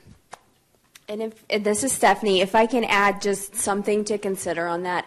If we go to annual elections, November would be better if we can move to that November general election date, only because May of even years is the only uniform election date the county does not have to contract with the city. And so we're very lucky. Our partners at both Potter and Randall County are amazing to contract with us. May of odd years, we have other taxing entities that also contract with them, and so it does reduce that cost. May of even years, because they are in between a primary and a general election in November, we cannot contract with them. Usually we'd have to either rent our own equipment, buy our own equipment, and potentially hire staff to help run that election ourselves and not be able to contract. So there would be an increase in cost. I don't know what that is, and we can do a little research. I know we looked at doing that back in 2020, and I've tried to find some of those records to see what those costs were. Haven't been able to locate them yet. But that's something, if the committee wants more information on, I'd be happy to do some research and find out. But that's something to keep in mind on annual elections. Kim Benson here. I'm sitting here listening to all of this. This is Dennis. I just wanted to add, as a former city clerk, the ability to have consolidated elections with other agencies is tremendous. And I think that that's a factor that should be definitely considered in terms of costs. Consolidated elections are very much more cost effective. Ms. Kim? Yes. I'm sorry. I'm sitting here trying to understand all this. It's a lot. And so we're doing all this work, spending this time. We definitely want to get it right so that it will pass. So in 2020, it didn't pass, but by a very small margin, correct? And so, correct. Do we know what we're hearing from citizens? Frida, you were there. I mean, I know why I didn't vote for it, but I look back and I think maybe because there was no education given. Mm-hmm. So if we spend all this time, we want to make sure the citizens are educated because they're not watching this. I mean, we know some are out there watching it, but, like I think what helped with this election for this council was we had those forums and people showed up and they listened. Mm-hmm.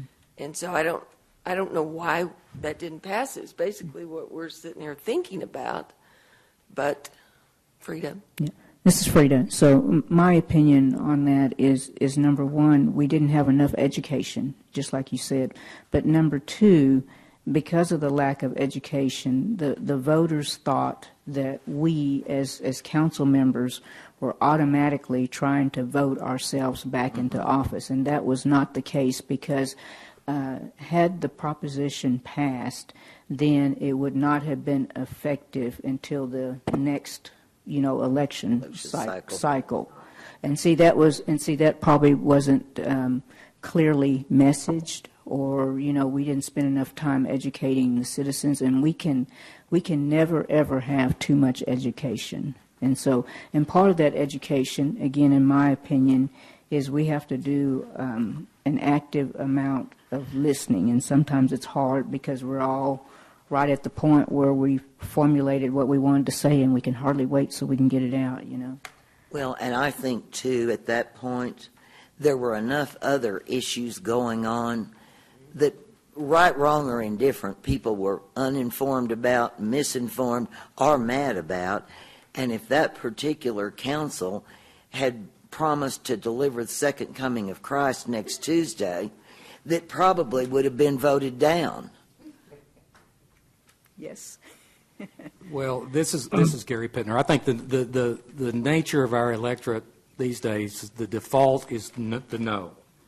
And I mean, if you look back and look at all of those propositions that passed and failed, one of them that passed was to change the charter to allow the city manager to spend more than $150 in the event of an emergency in the community. He was limited to doing that. Of course, state statute allowed you to do something different, but I think it was 35% of the folks voted against that. There was a proposition to clarify, I think, what constitutes a majority on the city council. And there were 30 or 40% of the electorate that voted no. So, it is going to take some doings. And that goes back to this trust issue that permeates our public entities, unfortunately, these days. They see ulterior motives. They see agendas that are there, that they think are there, that really aren't there. I really think a good case can be made that our public's best interest can be served with longer than 2-year terms, particularly if you try to stagger 2-year terms. We'll be having elections every year. Everybody will be, half the council is going to be running all the time, and I'd rather them be sitting on this dais back here working than worrying about an election coming up in 6 months. Or trying to raise money and buy signs and all of that. We also, I think, have to take into consideration what I call, I've been around a long time, I call it panhandle paranoia. It's real. If you tell somebody in Amarillo they get to vote on whether the sun is going to come up tomorrow, they're going to go out and buy flashlight batteries just in case. I found out, just throwing some things out there, when I first mentioned on social media, what about putting 2 more on the council? Well, I don't know who's going to be represented by that. And I said, well, what about, consider this. If there are more people serving and more people running, there will be more people voting, and we might generate more engagement in the community. The more people we have running and the more people we have serving, I think the more people we would have voting. And several of them said, that makes sense. So you have to make something make sense to the voters in the Texas Panhandle, because like Gary says, the default is, what are they going to do? I'm going to go buy flashlight batteries. They're after me. This is Rodney, which everything, and it came from the educator across the table, that talking about education, do we have enough time to educate everybody? I know we're in a rush.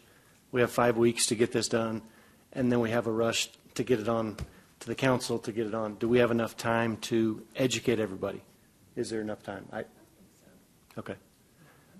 Because of the, again, voter fatigue, Les and I talked about this earlier, we're trying to limit things so we don't get to too much voter fatigue, plus the education part of things. So we need to be smart in everything that we're doing, I would think. Right, so like the committee has a month for us to do the work that we need to do, which is really short because we're working in between. And then it will go to the council, so it just depends on how fast the council can discuss and make their decision. But from that point, so let's just say if they do look at it the first meeting in July and they make a decision, then we have from July up until almost November, which we could do a lot of educating. So it just depends. I mean, because I don't know, I don't know where the council's going to be. I mean, are the forms that hard to get arranged? I mean, well, I would say one thing, if I had to look at voter turnout in the last election, there was $750,000 spent. Forums, I mean, I think you certainly have them. What I notice is the same people show up at each one, and you wind up having 15 forums to talk to the same 100, 200 voters. I do think probably some type, it's going to take some type of investment to help educate. Council can't do that. It's going to have to be, political action committee or citizens or someone to come together to help that, because if you're going to get out the word, it's going to take some education, and really that's going to take money to be able to help facilitate that, I think. Madam Chair, I kind of hesitate to say this, but Sherlin's out of the room, so Simpson can hear this, and he can pass this on if he likes. But I'm going to compliment you guys right now. I think the current council is in a position where there's better trust amongst the group now in what's happening right now amongst a broader base of the Amarillo electorate than possibly existed the last time we went to the ballot box to talk about such things. So, unanimous decisions on the part of the council to move these things forward, they have to be careful, but, facts can be spoken to. I feel optimistic that good, reasonable recommendations coming from this council will be viewed as positively as we could hope for in the environment that exists in the electorate today. So, yeah, I feel good about that. Not that it's not going to take an effort, it will. Kim again. I mean, the social media, I don't know who's over that in the city, but I have seen change in that. People make their response. Somebody's behind the scenes responding right back quick. And if they get into that ugliness that some people like to do behind their computer, they do private messaging, and they don't. I mean, I don't know what goes on there, but you're not engaging that person to keep being negative. So, I mean, I can see using that social media like you'll do on everything. Floyd, I mean, is that will be available? Yeah, we almost have to use social media because we're not going to reach the majority of the citizens that we need to communicate with. Once the election is called, the city can only provide factual information. But our office engagement and innovation could create factual information and put out through our social media. But it would be the committee members, the citizens, through a PAC or whatnot, that would have to push any sort of messaging that's not just factual based. Right. All right. And that's a great point, Stephanie. Thank You know, the dynamic is so strange these days. Almost any time you create a PAC, that PAC immediately becomes a cabal. And there's baggage that comes along, whether there's anything there or not. So it's just difficult to get a good, fair, clean message out there and build consensus across the public. It's harder now than it ever has been. Yes. Dennis, back to you. I'm sorry, I didn't hear. I am giving you back the microphone so you can continue. Dennis, you mentioned. Can you hear me? It's Sandra. You mentioned that we take a straw poll and see where we are. I think that would be good at this point to see how cohesive we are at this point and see what we need to do some more research or talk about some more. Yeah. That would be great. Being remote, I'm at a little bit of a disadvantage, but let me just ask, first of all, by a simple show of hands, and if somebody could tell, Madam Chair, if you could tell me how many people raised their hand, who would be in favor of maintaining the current 2-year term structure? Is there anyone who wants to maintain the current structure? Dennis, there are no hands. No hands, okay. Who would be interested in taking a look at a 2-year staggered term system in which you'd have an election every year? One. One, okay. And who would be interested in looking at a 3-year staggered term system? One. One. Who would be interested in taking, I'm sorry? No, nobody said anything. Okay, I'm sorry. So who would be interested in looking at a 4-year term system? Staggered or just straight 4 years? Just straight. Okay, so no hands. Okay, 4-year staggered terms? So there's 1, 2, 3, 4, 5, 6. 6. Okay. So based on that, it seems like there is some consensus to focus in on a 4-year staggered term system. Is that a fair conclusion? Yes, sir. For the moment, it is. Okay. Let me ask, is there who would be in favor of maintaining a 2-year term for the mayor?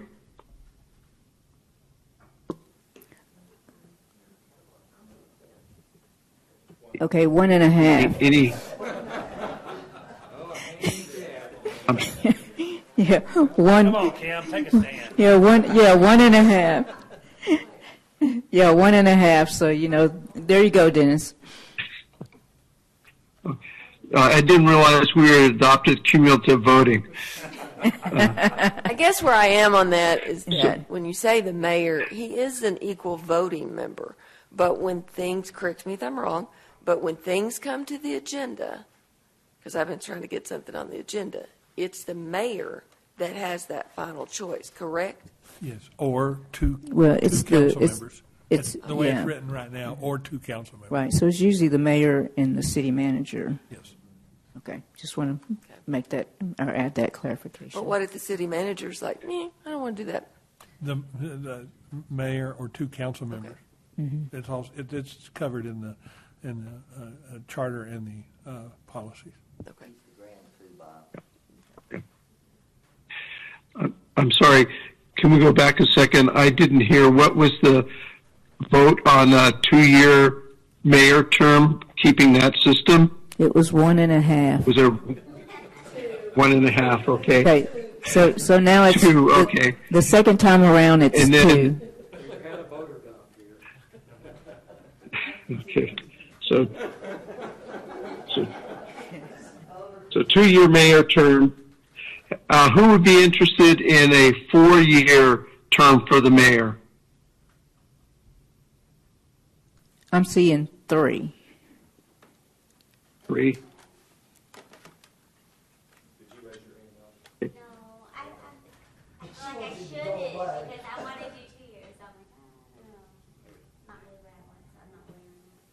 We can't have a 2-year council and a 4-year mayor.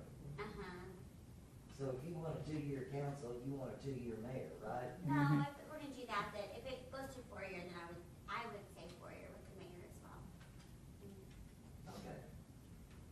Okay, Dennis, for right now, 3.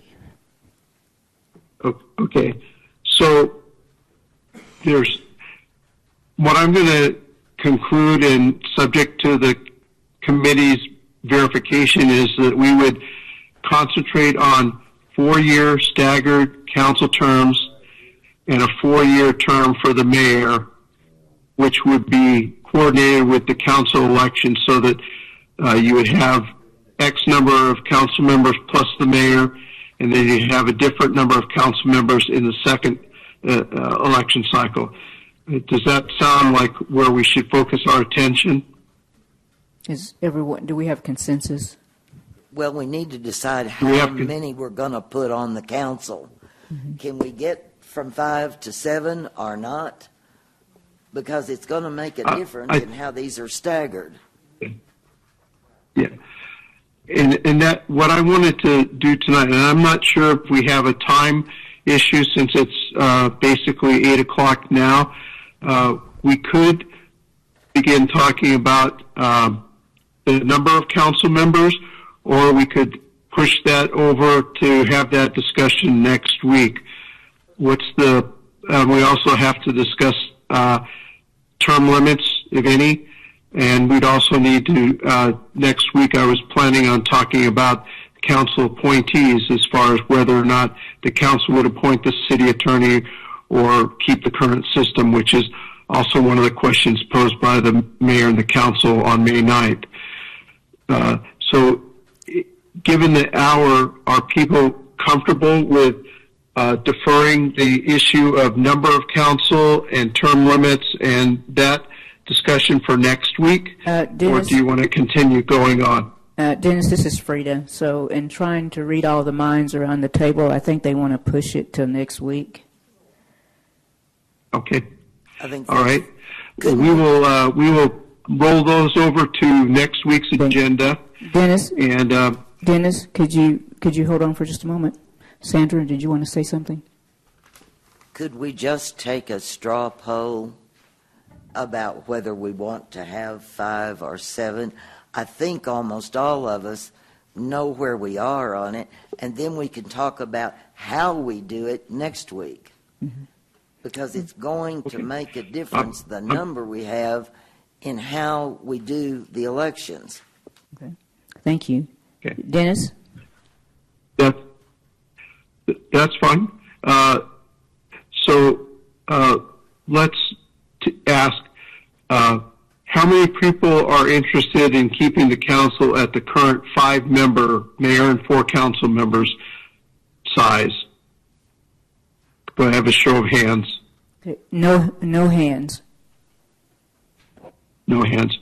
And how many are interested in looking at a mayor and 6 council members, so a total of 7 governing body? 1, 2, 3, 4, 5, 6, 7, 8. Is that right? 8? 8. 8. 8 and a half? 8. Okay. 8, Dennis. Okay. So based on tonight's discussion, we have a consensus for 4-year staggered terms for the mayor and city council. And we have consensus for a 7-member council.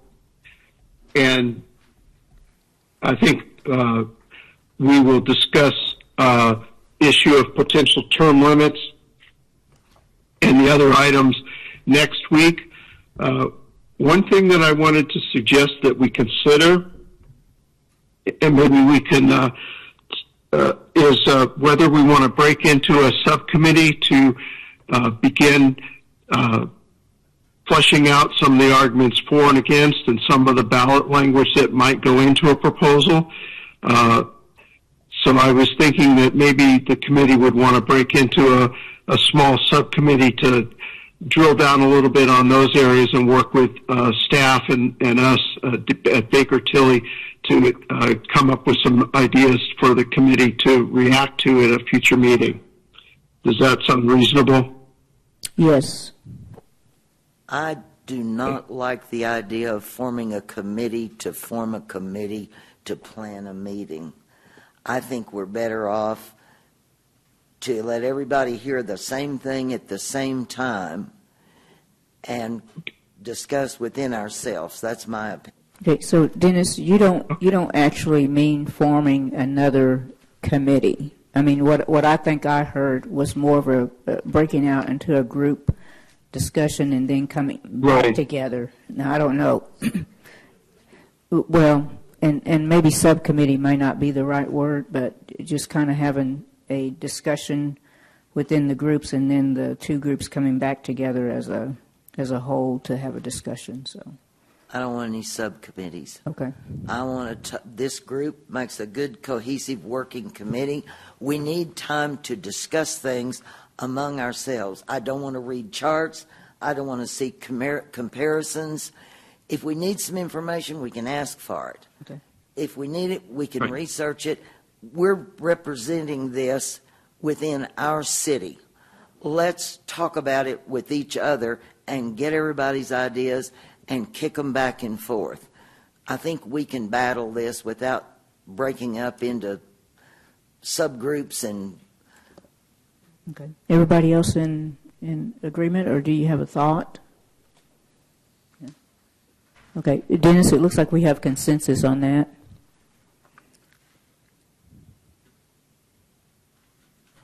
Dennis? It sounds like... I was just going to make a remark that's it's not going to contribute anything to the cause. But when I grow up, I want to be able to speak my mind as quickly as Sandra does. I know. Yeah, exactly.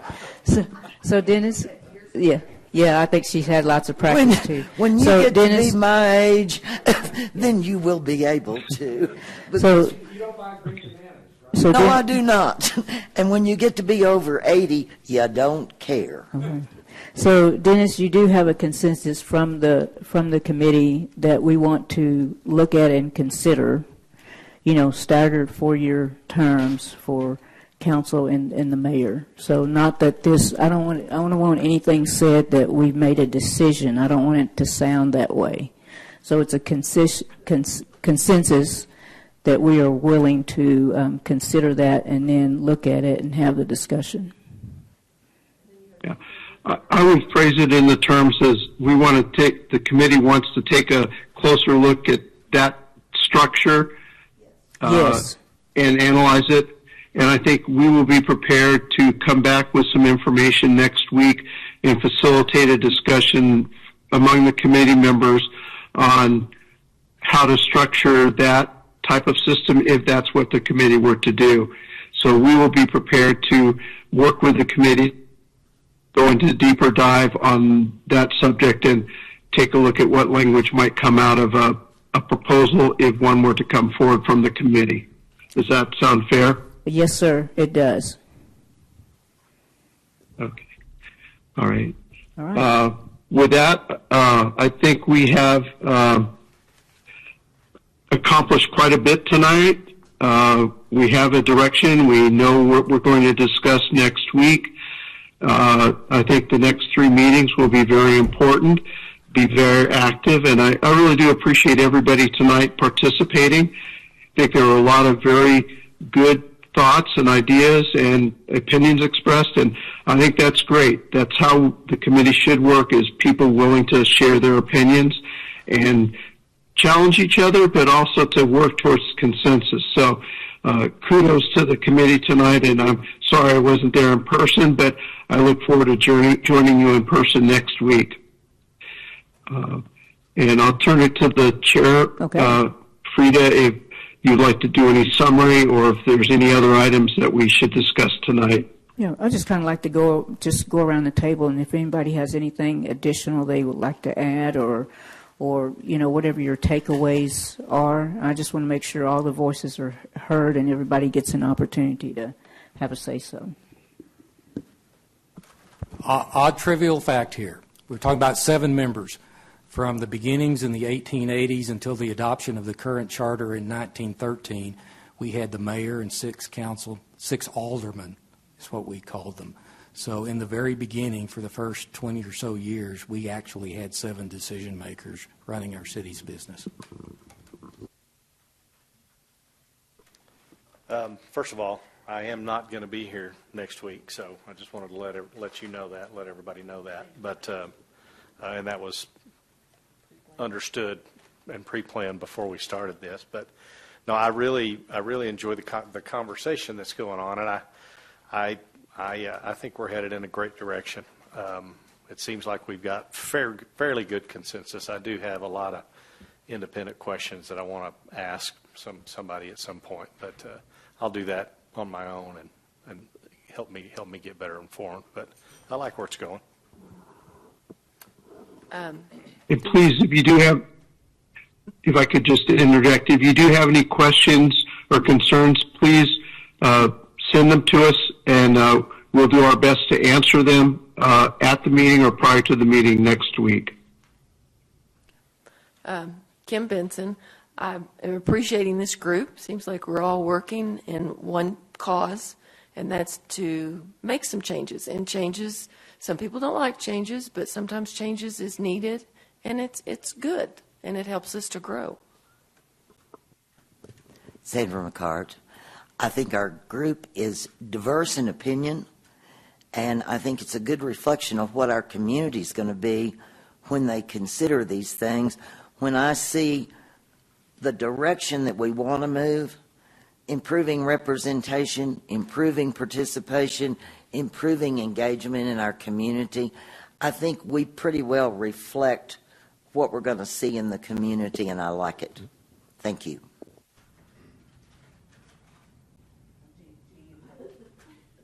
Making sure I didn't skip Stephanie again. Toby Hudson, when I was breaking up these categories, the way it made sense to me was just like Sandra mentioned, I wanted to get kind of an idea of what everybody wanted to do, whether they wanted to add positions or not. That's number one. The term length is number 2. The term limits would be question number 3, and then the method of voting, whether it's at large or a single member district or a hybrid. I think those are 4 separate propositions that we could put out there.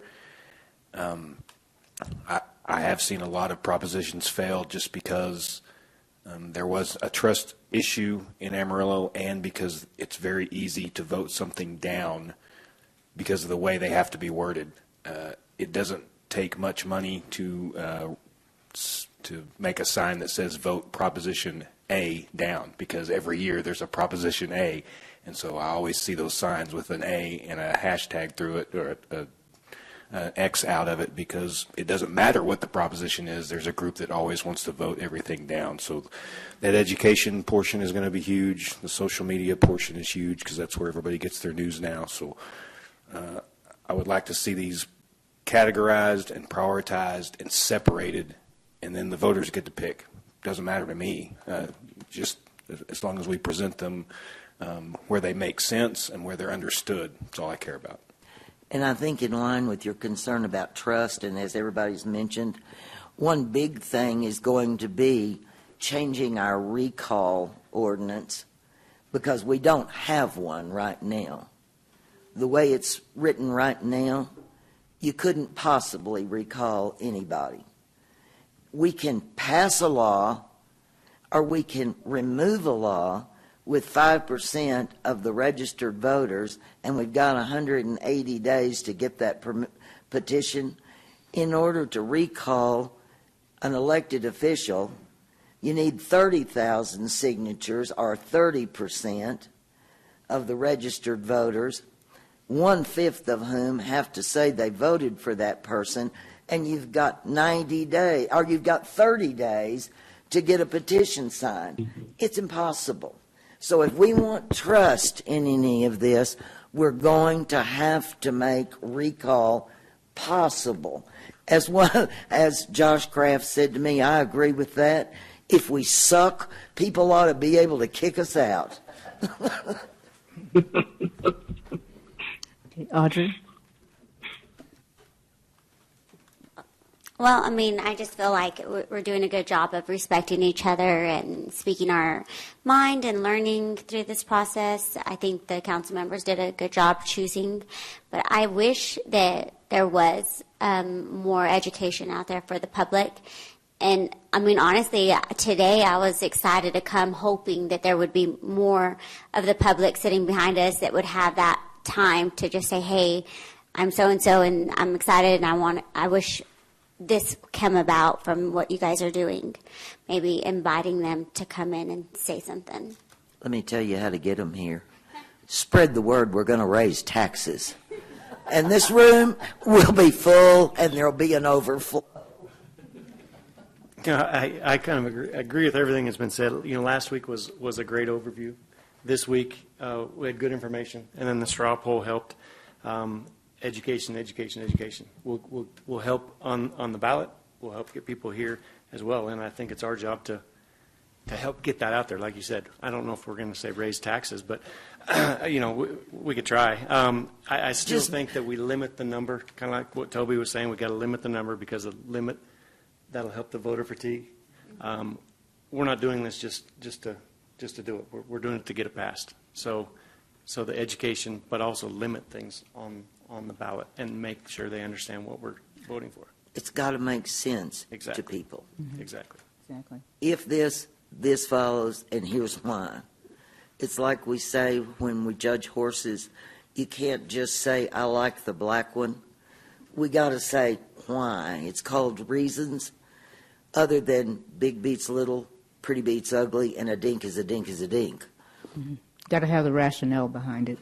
And so I do appreciate and respect everyone's time tonight. I know it's been fairly long and we started late due to a previous meeting, but I thank all of you for just having the courage just to say what's on your mind, say what you want to look at, ask for the data that's needed for this committee so that we can all be successful.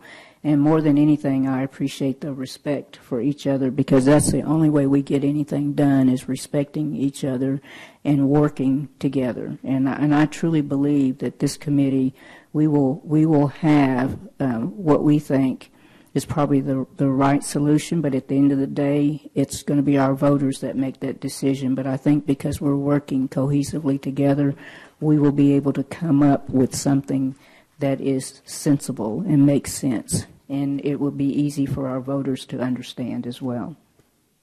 So if nothing else, I'll tell you guys to have a good evening. I want to say thank you to Dennis and also Mick for joining us. And appreciate Councilmember Simpson and Councilmember Sherlin and the rest of the staff that does not like to talk. Appreciate you guys, too. Thank you, Ms. Stephanie. Appreciate Mr. Dawson being here to give us comments. Thank you. So thank you. Thank you all. Very good meeting. Thanks. Good night.